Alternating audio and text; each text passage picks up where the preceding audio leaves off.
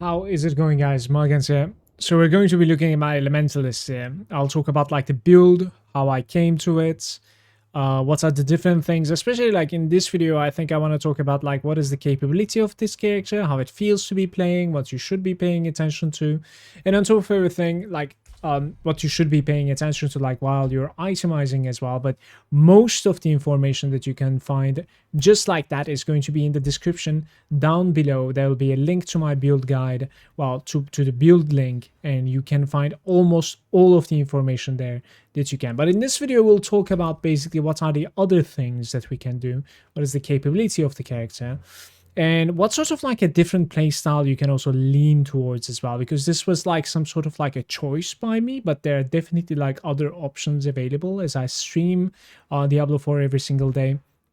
Other people are coming and they're saying like they're playing Chain Lightning as well, but they're, you know, definitely playing in another way. And I can tell you that like some stuff may actually be more fun to play, and at the same time perhaps like even better in some certain cases or scenarios. Right off the bat, let's talk about the negatives. There are some certain things that were really difficult for me to find. One of the things is like the itemization is pretty difficult in my opinion, because it's not your usual, usual itemization. There are like certain affixes, let's say, that are like pretty difficult to put together, and you can definitely like lose track because it's kind of like unique in that sense. So for instance, for rings per se, I've decided like resource generation, crit strike chance, vulnerability, and on top of that, crit damage is hands down the best for stats. But on top of that, you could certainly put something like life, or you could, you could definitely put something like some like shock lightning things a little bit here and there, obviously while leveling, when you don't necessarily have like the perfect items. By the way, about that, like I made another video about like renting the itemization and enchanting while, I was talking about this. It was really easy to like go towards there. So if you want to watch that too, it will be on the top right now. But it is not really easy to like itemize on this character. As I was saying, it's not even easy to enchanting roll either, to be honest with you. So be prepared for some like very rough moments. My hardest thing about this character to find was recharging aspect. I in fact level 100 with this character without finding a 3.0 recharging. I did find it after I was level 100 and in a tier 100 rift, in fact, while I was just running and seeing how tier 100 was with this character. So about the capabilities, this character can easily do tier 100s. It has a little bit more of an issue, which is like ranged monsters than melee monsters, because in melee range we have really good damage reduction, crazy good. And on top of that, we have very good control as well. But when things are like spread all around like ghosts, and they're sending lots of projectiles and perhaps like spells, so it's a bit harder to survive, definitely. But we have the DPS to like delete a boss in a matter of like seconds. I'll probably like show off a chill sort of like a tier 60-65 run in this video while talking over it and show you the playstyle. At the same time, there'll be a link in the comment section down below. I'll pin it. There'll be a link to tier 100 clear from a character like this as well. And you will be able to see it over there too. Now, while I'm making this video, I'm still working on Uber Lilith. The character doesn't really have the DPS to just go through the phases. Lilith has some like, phases where she's like getting immune and there are like lots of things going on. Without spoilers, basically it is possible for you to have such a strong character in this game. Like Necromancer can pull it off, I think. There are like some cheesy druid stuff that you could do as well. But long story short, this character doesn't have that like insane hit that you can, just like phase it off to the next phase, etc. So I actually need to like do the mechanics, and it's pretty hard fight. I'm actually trying it for the first time. I practiced it about like 3 hours yesterday on stream, and perhaps I'll do it a little bit more today as well. We'll see how it goes. It's intimidating to say the least. Will it be able to kill? Like, will this character be able to kill Uber Lilith? I think if I like perfect it, I will be able to. And while you're watching this, if I have killed Lilith with this character, you'll have it available down in the comment section as well. But please be kind to me if I couldn't kill it, and if there's no video down below, I suppose I couldn't kill it, so don't make fun of me, please. Maybe my next character is going to be able to kill it, who knows. But this character is easily, as I said, is capable of doing like tier 100s, and it's very, very strong when it comes to, you know, just grinding, and it's incredibly fun to play as well. So a couple of different things. First of all, what are we doing? We have the enchantments of Firebolt and Frozen Orb. This is also why we're called an Elementalist, I said. Because we're utilizing cold, we're utilizing fire, and at the same time, our main is lightning, right? So we're going to be playing with chain lightning. So the chain lightning has a chance to bounce additional times, and each time it bounces off, it's going to be not only dealing more damage, thanks to its modifier right over here. It says chain lightning bounces, it deals increased damage every time. So we want it to bounce more times, hopefully. One thing that you can do differently here is that, like, I have it on a single-hander weapon. You can play this with a two-hander, and then you're gonna have 80% chance for every single bounce to happen. Or you can have a 60% chance if you put it on your necklace, right? So this is right off the bat a thing that you can do differently. This is the type that I have been playing.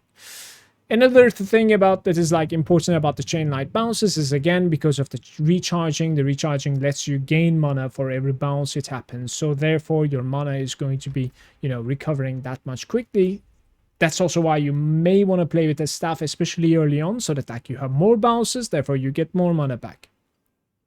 The recharging aspect is in fact available from the codex, as I said before. I think it's on the resource right over here. There it is. The recharging is in Zenith.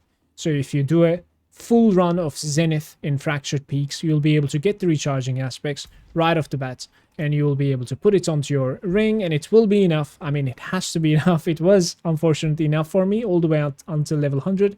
I really hope you're going to be luckier than me in that sense and end up like finding a recharging 3.0 for yourself, because it definitely makes a big difference. But so most of the people that came out to my stream and said like, holy hell, you don't have a basic attack, how are you regenerating mana so well? So I want to emphasize how important the resource generation and mana cost reduction is in this game. Okay, it's not for only Sorcerer or this specific character alone. Almost every single character out there has, you know, boots, helm, offhand, rings, and necklace. Maybe not helm. Capable of rolling resource meddling affixes. So it's either more resource generation, which doesn't necessarily need to be from like your generators, like a basic attack. It's like overtime generation as well, or procs as well. So if a skill is like returning mana, it will return more. If like an aspect is returning mana, it will return again more. If you're regenerating overtime, you will regenerate more overtime. So resource generation is absolutely insane, and it definitely adds up, guys. And on top of that, the mana cost reduction is crazy good as well, so that like your mana is going to be costing less. I think the base lightning costs like 35. Mine is costing 26. So all these things combined, obviously I start like generating more and I spend less. Therefore it's going to be, you know, much more easier to play with no basic attacks, and that is how I have been playing, no basic attacks. One thing that I can talk about basically right off the bat after talking about like the mana regeneration is that there are certain different ways that you can run this character when it comes to especially Malignant Hearts. There is something called the Omni Power. I have been playing with a Barber. I have played with a Barber the entire time. I played with a Revenge, so it's a Brutal Heart, 20% damage reduction. Right off the bat, it's insane. Just passive 20% damage reduction. If you want a more offensive character, and if you have another Vicious, an orange socket, you could go for damage, crit damage as well over there. Instead of this Revenge, you could go full crit damage there, which would be pretty interesting, and our crit chance is like extremely high on a character like this. And the last one that we're running is in fact this one, the Tal Rasha's Malignant Hearts, which is giving you, this has been buffed by the way recently. So this had a little bit of like a drama ever since the launch of seasonal content. We had Tal Rasha's Heart, and it was you know, it was saying, well, one technical thing is that look at those numbers over there. It says like 11.5, and then there's like an X right next to it, right next to the percentage. That means it's multiplicative. When you see this, it means that like it's a very big multiplier for you, because it multiplies everything else. It doesn't really add on top of something else and then multiply. So that means it's insanely big. But the drama was that like it was, even though it was written this way, it was not working that way. It was as additive. And then there was an hotfix the other day. I was like, are you serious? In the hotfix, it was saying now Talrasha's Heart is working as the tooltip is suggested, because like I thought it was going to be the other way around. They were just going to like fix the tooltip and make it additive, and I was like, wait a minute, my Talrasha is like completely multiplicative now, and it is. So an interesting thing about Talrasha is that as an elementalist, right, as you're using lightning, cold, and fire, those are like 3 stacks of 11.5% multiplier adding on top of each other to like multiply your damage. So in that regard, I have 34.4%, I think, 34.5%, excuse me, damage multiplier. But that's not it. I have one more, which is again coming from the Barber. Barber is in fact dealing shadow damage. So this is the 4th stack of Talrasha on top of that. You can actually have 5 stacks of Talrasha if you're in a Nightmare Sigil that has the poisonous evade, because when you evade, it will drop a poison pool, and therefore your character will end up dealing poison damage, and that will be the 5th stack. It's kind of fun to play that way. So because of like how Barber was complementing the Talrasha Heart that I was using, I ended up playing with the Barber. I'm not necessarily so a fan of Barber, to be honest with you. It is very satisfying to clear groups because everything just like, you know, explodes with the damage that you deal. Our character is already very good AoE. What that means is that like we're dealing damage to everything, and it stacks up on everything, and then they all explode and deal damage to each other as well because of the Barber explosion. So most of the time, even there's something tanky in the middle, because of the explosions, you actually just pop them up so quickly, and it's incredibly satisfying to play. Therefore, you could definitely run something like Raymond on your chest as well, the unique that like lets you gather things together as you like jump in with your teleport. That's definitely an option, and in fact I've used it. But lately I have been playing like in very difficult content, such as like tier 65, tier 70, where the damage kind of ramps up and you want to be defensive. Therefore, the gear that I'm going to be putting in both the description down below, and I'm going to be showing it to you in the screen right now, is going to be very, very defensive gear, guys. Okay, so you get most of your defenses from your pants and from your chest, right? Apart from your paragons. Those are basically these affixes that are, you know, closed monsters are dealing less damage, global damage reduction, and enemies that are burning are dealing less damage as well. So about our enchantments over here, enemies that are burning, right? So whatever our chain lightning bounces off to, enemies are starting to burn immediately. So therefore, we can utilize anything that says like, you know, enemies that are burning, dealing more damage to enemies that are burning, etc. We can utilize all of this, and that is also the reason why we want to be running this. So that like it's an automatic thing. I don't necessarily need to like put on a Hydra. I don't really need to like run at something with a flame shield. It is the most important thing about like running the Firebolt enchantments.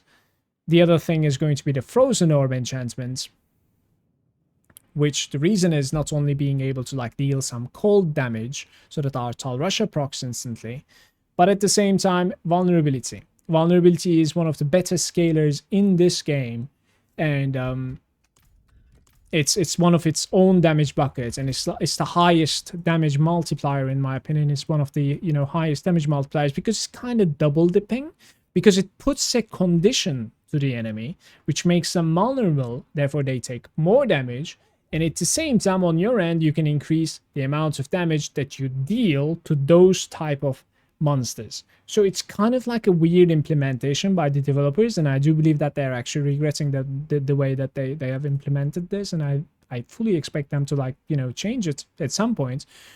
But again, coming back to this, the biggest reason that we are running Frozen Orb in my build is to be able to like reliably just, you know, proc many Frozen Orbs, and therefore put vulnerable to our targets. And the vulnerability chance, guys, over here is only at the explosion, okay? So Frozen Orb travels, it is traveling, it's dealing a little bit of damage.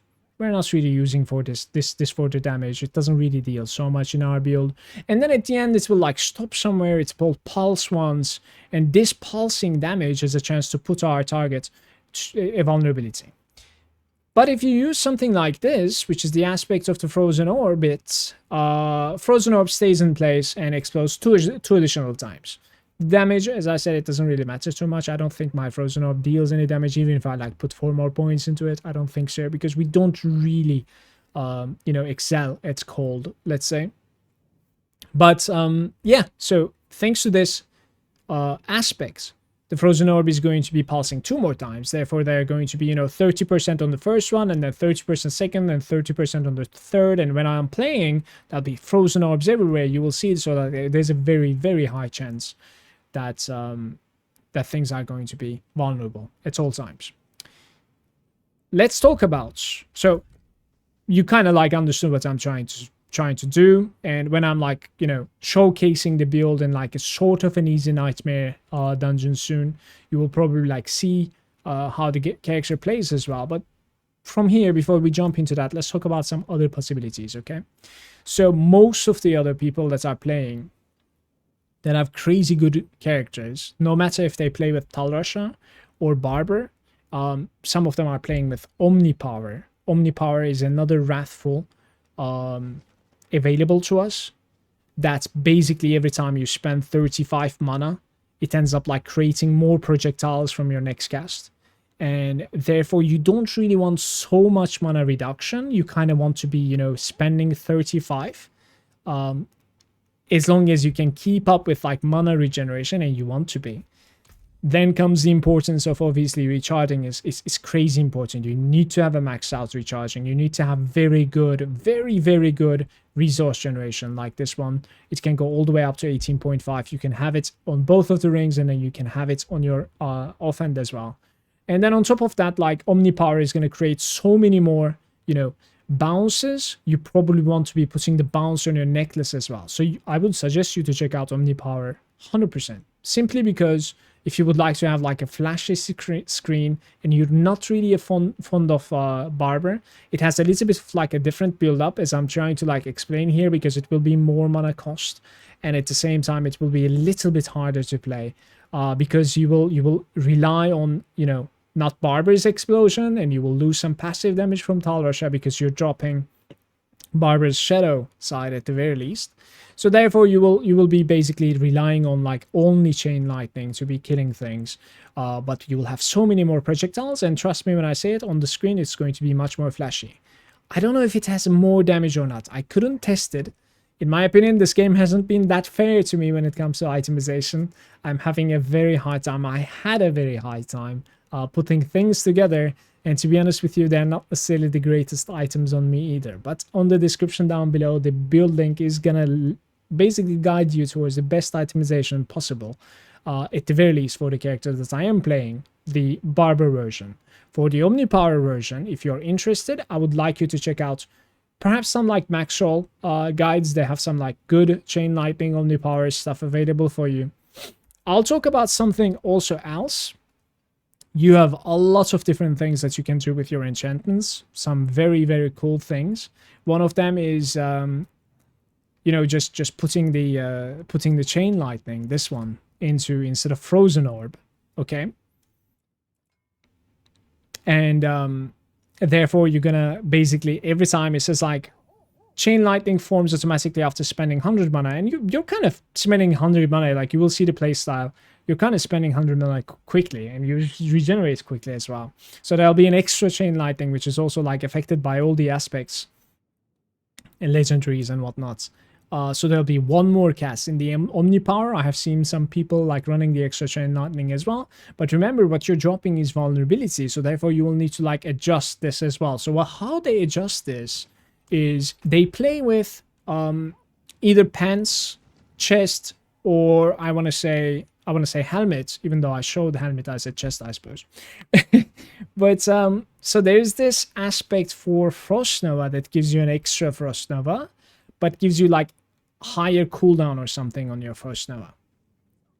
So your itemization could be extra Frost Nova pluses from your boots, extra defensive pluses from your amulets. Therefore, you have like plus 5, 6, 7 Frost Nova from there, give or take. Maximum would be plus 4 from the boost, plus 3 from here. So that's 7. You have already 1 point in it, plus 8. But you could have 5 in it, right? So basically 7 plus 5, 12 points into Frost Nova. Your Nova cooldown is going to be very low. And Nova is the most reliable, in fact. Frost Nova is the most reliable vulnerability anyways. If you look at this Frost Nova right over here, we're taking the mystical Frost Nova. It makes them vulnerable for 4 seconds, and this is increased to 6 seconds versus bosses. So you will have 6 seconds to Nova all the time, and it will probably be enough, to be honest with you guys, because like the cooldown of the Frost Nova is like 16 seconds right now, and you will probably like make it lower all the way down to like 10 or something. Sometimes you will be able to like reset your Nova cooldowns as well, thanks to the elemental attunement also. So it will kind of be enough. And most of the people that I have seen that has crazy good characters, unlike me, are playing with double Frost Nova, and they are trying the Omnipower or the Barber. That is not really so I'm not so clear on that, as I said, but you could try Omnipower as well. And at the same time, some of them are running Chain Lightning. There is another thing that you can go for, believe it or not. And that is the Bowl of Lightning. You could go basically crazy chance of like just spawning Bowl of Lightnings every time you crit, and you know, stack up on lucky hits. Because of our itemization, our lucky hits can actually be pretty high, very high, and then you can pop up a lucky hits potion, and everywhere is going to be static Bowl of Lightning on your screen that is even flashier. And hear this, when you go Omnipower with the Bowl of Lightning enchantment, you're actually going to be able to have so many projectiles everywhere on your screen, and at the same time, every single one of those projectiles is going to have the chance of spawning a Bowl of Lightning. It's not your main cast, it's literally everything, because it requires you to just critical strike, nothing else. So it doesn't need you to cast something, you know what I mean? So any damage that you do, as long as it crits, will have to 25% chance, obviously on a lucky hit, will have to 25% chance to spawn a static Bowl of Lightning, and then you want to like basically, you know, cater towards a Bowl of Lightning as well. To be honest with you, this character, just this playstyle, the Elementalist, has so many different things that you can do, but I hope that like I have covered some of the popular ones, and I really hope that like you will be able to kind of choose which one you would prefer. If you're a new player and if you're jumping into a character like this, I would like you to know that most of the itemization is pretty easy. Maxing them is pretty difficult. I would like you to know that like the explanations that I have done up until like level 70 or something, you can swap around very easily. After level 70-ish, it's going to be a little bit more difficult to, to respec, because you're kind of like committing into some of these like certain aspects. So for instance, for my character, right, in Barber, I'm using a Barber right now. For me to go Omnipower, I would need to, multiple different swaps, and that is kind of making this game a little bit more difficult. You know what I mean? I would need to contemplate if like Tal Rasha is worth it or not. I would need to contemplate if I want to keep on playing with a necklace that gives me 22% mana reduction, because Omnipower wants me to spend more mana. Do I want to like reduce the mana that I spend? You know what I mean? There's a lot of like swaps like this, and it becomes more and more annoying to like swap all of this in Diablo 4. There's quite a bit of criticism going on towards the game because of this. As you go like higher, you're kind of committing more into one certain aspect and play style, right? So I really hope that like I managed to explain most of the things that you could do, and up until level 70-ish as a new player, I wouldn't really, worry about changing things too much, because it's very easy to change them.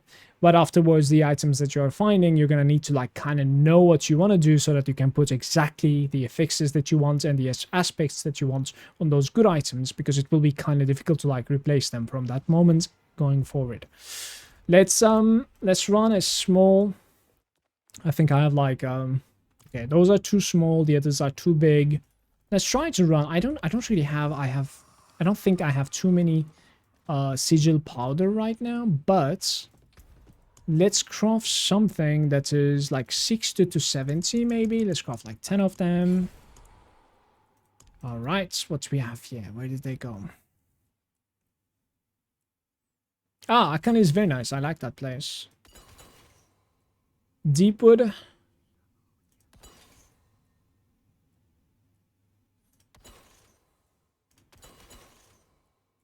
Alright, let's do the Akan. I really like this place. 62 Akan. Lightning Caller. That's kind of bullshit, but...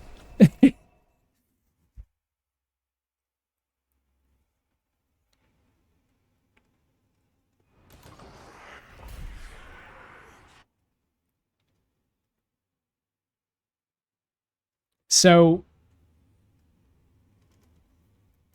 in the next couple of days, I'm going to be attempting Uber Lilith. Give or take, you know, a couple of hours here and there. It is kind of an exhausting fight for me. It has been, like, very difficult, actually. But it has been fun. I really hope this character is going to be killing Uber Lilith. And I don't remember if I said it in this video, but yeah, if I did manage to kill it, I'm gonna end up basically, like, putting that in as well. So I just realized I'm actually running with a setup that that I run for Uber Lilith as well. Let's quickly change that because I don't really need some of these things. Give me 1 second. Let's go into the skill. So I don't really need Deep Freeze. I was running the immunity on Deep Freeze. We can put it right there.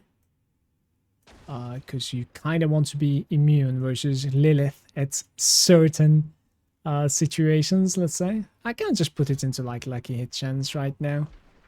It doesn't look too bad to me. Yeah, this is okay. This is fine. Let's play like this. So we're gonna have unstable currents instead. This is kind of like a nuke, basically.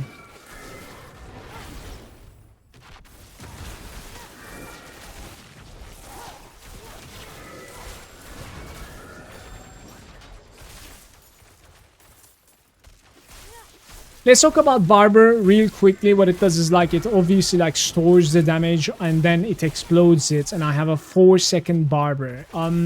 Technically speaking, the Barber doesn't necessarily let them survive for 4 seconds. If you are capable of getting a kill instantly, it will kill it instantly. So right now you're seeing it's a bit of lag in your screen because of like the Barber calculations, in my opinion, for the most part. But what I'm trying to say is, like, if you're engaging something like squishy and you think that like your Barber is 4 seconds, they're gonna survive 4 seconds. No, that's not how it works. The second that you manage to accumulate the amount of damage on that target that is capable of killing that target, they will just die instantly and they will explode. So don't worry about having a high Barber. In fact, go for a high Barber. There's almost no point going for a low one, except some like really technical things where you want to like proc some things. In a case like that, to be honest with you, I wouldn't even play with Barber to begin with. I talked about this quite a bit on my Druid. So another thing is that like you're gonna see me using my Nova very, very offensively because it's just like an insane popper. Let's say like the second that you gather things up, if you just Nova, they instantly pop for like millions of damage, all the way up to 20 million. In fact, most of the time, like the highest amount of damage that I have seen versus those bosses, especially if you manage to like break them, it's about like yeah, 30 million and give or take, basically. We're in fact like playing one of the harder affixes that you can play against with this guy, because most of the time you will want to like just keep on killing and walking into melee range with things, and the what's this called again? The Death Pulse is actually pretty difficult to play like that. So one of the more annoying affixes to play against is in fact Death Pulse. So maybe it's a good thing that like it is here, so that like you see it in action as well, you know, how it is faring against the Death Pulse. Let's never mind this shrine. I don't really recall if Akan has a boss. Let's hope that it does, so that like you can at the end see my single target as well, which is really magical, to be honest with you. I really like the amount of single target that my character has.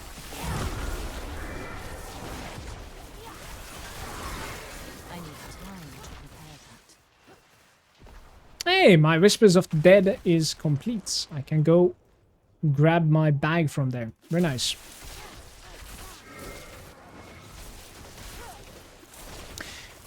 As I said in the earlier section of the video, like you could actually play with the Raymond's unique chest for a good while, and I would actually suggest you to do it because like you do blink in, and you end up like collecting stuff, and then Barber is just gonna pop them. It's an incredibly fun to play, you know, play style. I would 100% suggest you to check out the Raymond's the second that like you end up finding it, honestly.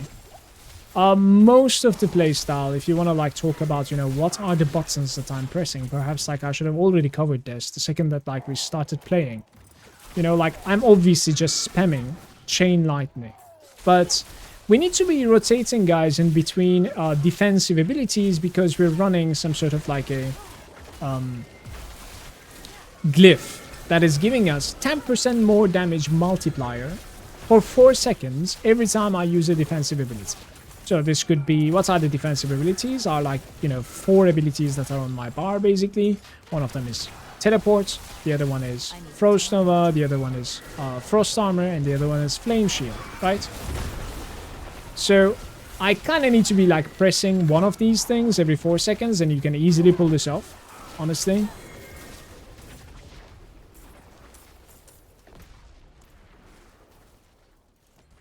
Ah, we have some good sigil drops here and there. Alright, so my unstable currents is in fact in cooldown right now, which is something that I dislike. Because I kind of want to use it versus the boss. Too bad. So about the playstyle, right? Like I blink to get out of CC, and at the same time sometimes to get into like a packed monster, and then I Nova them and I just spam right click, which is my chain lightning. I kill them. Another small tip for you. If you're playing a character like this without a auto attack or with auto attack, what you could do on PC, I don't think you can do this on console, but you can go to options, you can go to controls, and over here, look at this, guys. Where is it? Okay, so basic skill slot. It says number 5 here. It will probably tell you left click over here for you. So in fact, like I moved my left click to move and interact. So with my left click, I'm only moving and interacting. So I'm opening chests, I'm like interacting with the shrines, you know, all the things that you can think of. But it doesn't stop an auto attack when I left click and like, you know, fat finger something, let's say.